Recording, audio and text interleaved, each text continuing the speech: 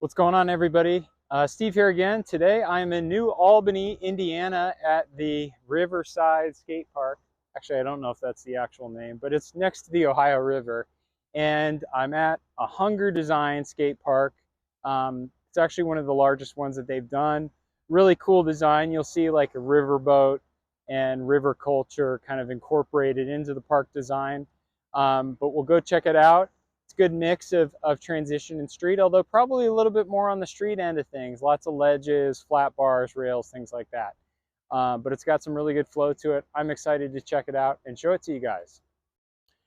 So I'm going to start with the eastern side of the skate park.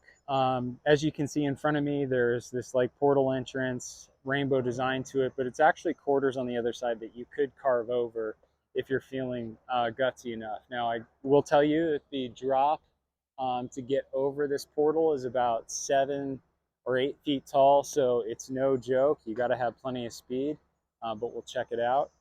All right, now there's the other side of the rainbow wall ride, big quarter thing.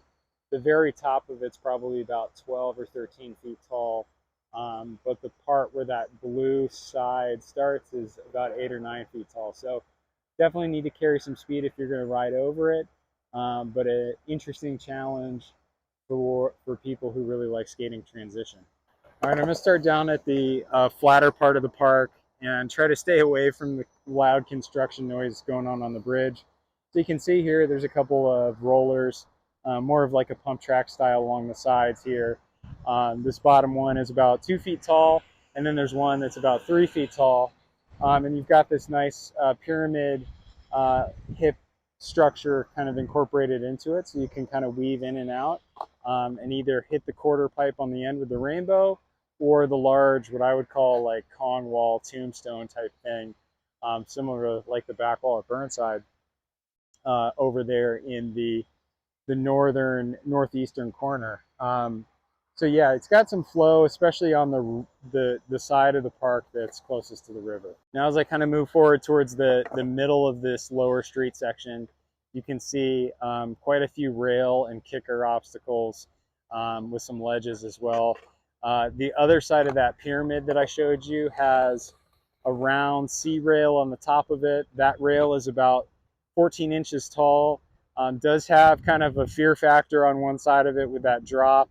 But you do get that kicker option to get up on top of it. That rail itself is about 10 feet long or so.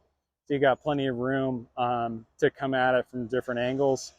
And then on the other side of the pyramid as well, you've got these like almost like ride-on hubble ledges, so to speak. At their biggest drop point, it's about 1.5 feet. And then as you can see, they go straight into the ground, or you can get onto it from either side of the A-frame. And then, of course, in the middle of this A-frame, you've got a rail that's skatable in both directions, about 1.5 feet. I'd say maybe close to 20 inches tall to get onto, but this A-frame itself is well over 10 feet long coming from either side, so you got plenty of opportunity to get some speed and boost onto it.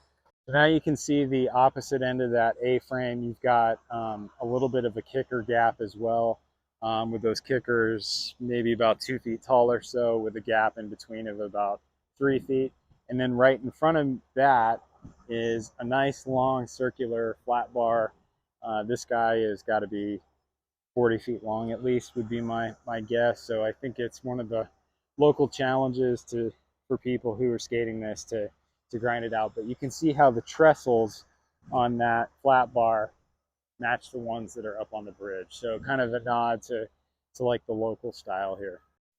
I mentioned it already, but this large like Kong wall / tombstone / large hip is here in the northeast corner of the park. The hip itself is about 6 feet tall, and then the extension there is another 2.5, 3 feet maybe. So at the very highest point, it's about 9 feet tall. But this hip, kind of steep, definitely fast, and you got to be ready for coming back down on it. But it's a super smooth transition and a place to start and get speed to hit the other parts of the park. So good way to turn around and go the opposite direction as well, even if you're not really doing any tricks on the hip. For those of you who are really curious about what the extension on the top of the hip looks like, you do have a metal edge to the top. It doesn't look like it's been grinded much, but just a kind of a flat piece of steel, about 8 inches wide or so, to set on top of that. Obviously, you can see the back wall as well as the corners of the park. And now as I move more towards the middle section of the park, you're going to see twin hubble ledges that also skate as out ledges, and a bump to bar / down rail is circular, again with kind of those bridge style designs to them. But the hubble ledges, roughly 18 inches tall, maybe at the shortest part where you get on, closer to 14 inches. Nice mellow grade to them. Both are about 10 feet or 12 feet long. The tallest thing to get on is actually the rail, but that's not that much taller than the ledges themselves. This rail is nice and mellow too, maybe a little bit longer, closer to 14 feet maybe, but still skates really nice. And then as you can see, the skate is bumped to ledges, and you can hit them from a variety of angles as well. So got nice, about 8 feet for each ledge to skate, and then the bumped rail, a solid 12 feet to get out on.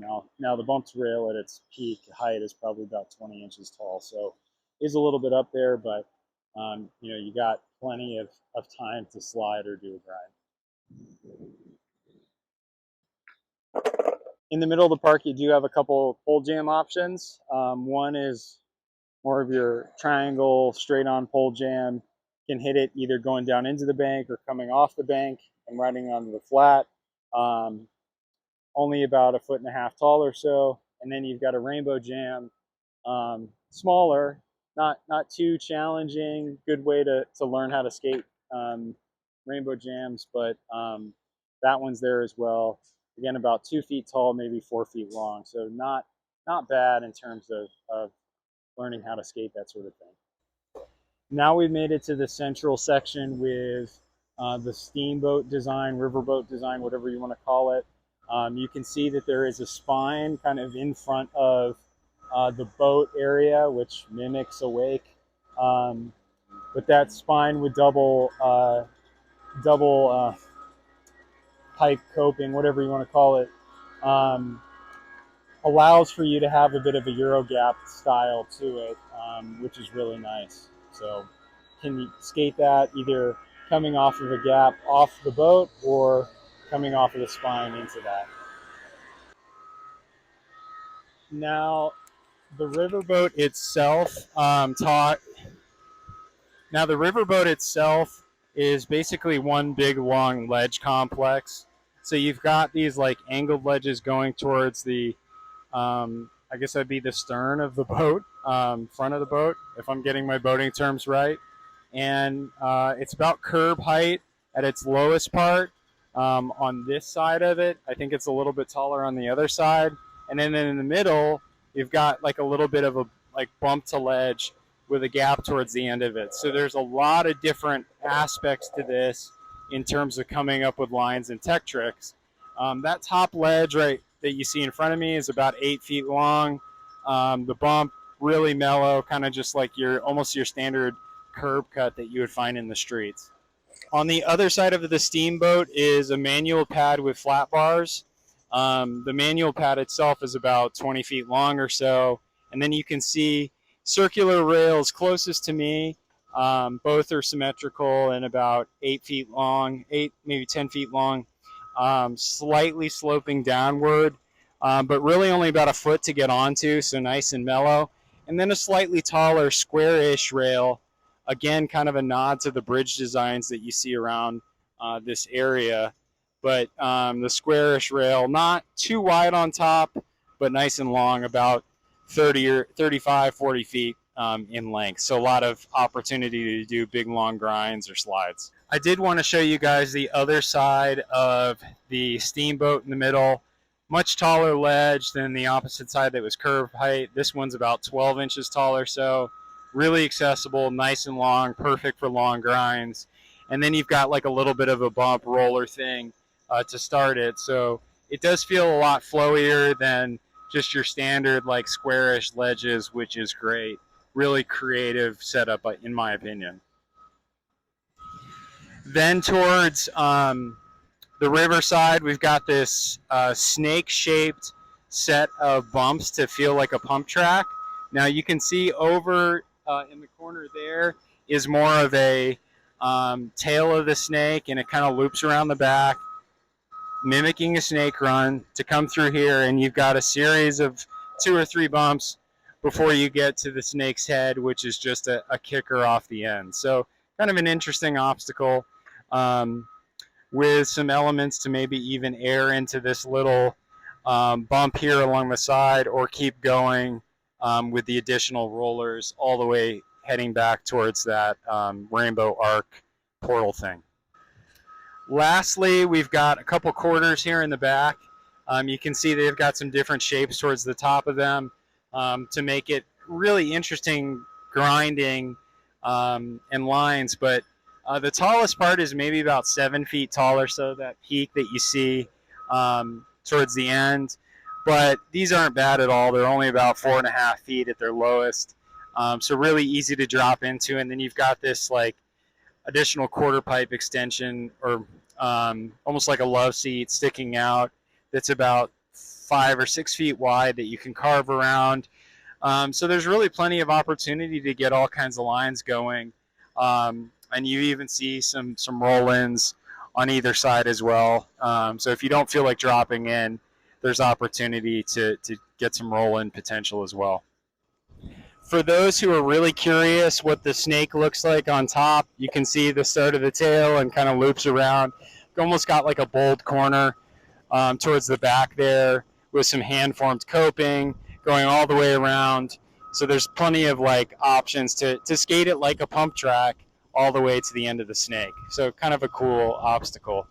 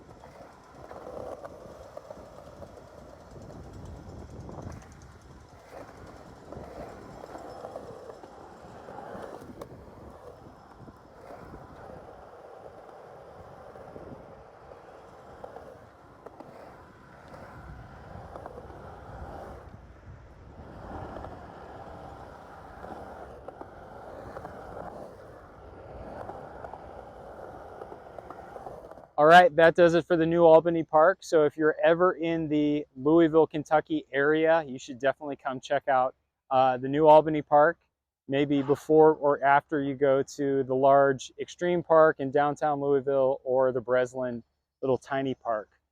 There's a number of other parks in the southern Indiana, northern Kentucky area as well that are worth checking out. And I've done plenty of skate park reviews of those as well. If you have any questions about this skate park, drop them in the comments and I'll try to answer them as best I can. But we'll see you in the next video. Thanks for watching.